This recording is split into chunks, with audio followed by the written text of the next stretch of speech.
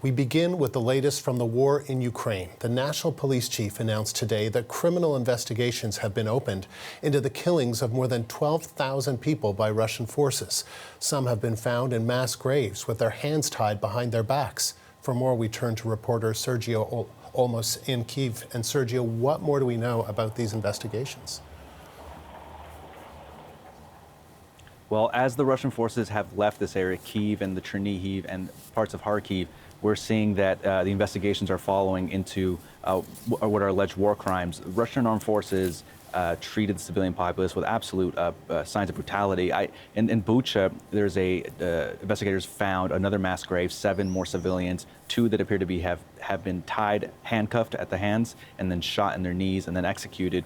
I saw some of the bodies in Bucha when it first became liberated, and you could see bodies laying all over the street. I talked to one man who said his neighborhood he was being terrorized. Nobody wanted to go outside because the Russian snipers had set up ahead of the street and were taking his neighbors as target practice. His little brother went out for a smoke and was shot by a Russian sniper. I saw another man who appeared to be a humanitarian aide, a volunteer, laying in an empty building with what appears to have been a gun in his mouth, blindfolded, shot, executed in this building. His corpse was rotting. I mean, this is just grim signs all over Bucha, the Kyiv suburb here, of what appears to be mass executions, torture of civilians.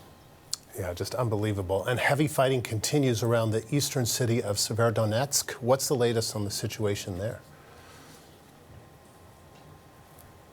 Russia is trying to complete its capture of the Luhansk region. It already occupies 97% of the region. Severodonetsk is still holding out. About a third of the city is still controlled by Ukraine.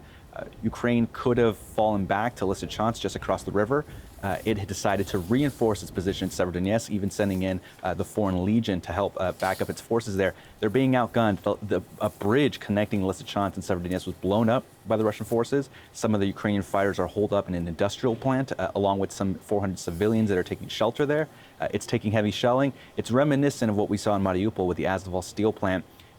Ukraine simply has bigger firepower. They have more stockpiles of ammunition, and they have air superiority, and they are punishing Ukrainian positions there. Ukraine is asking for heavier weapons. They're asking for the kinds of medium-range rockets that would allow them to strike at things outside of artillery range.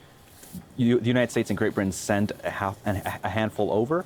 Those are expected to arrive soon, but Ukraine is asking for much more of them to level the playing field in the Donbass, where at the moment, President Volodymyr Zelensky says the fate of the Donbass is being decided in Severodonetsk.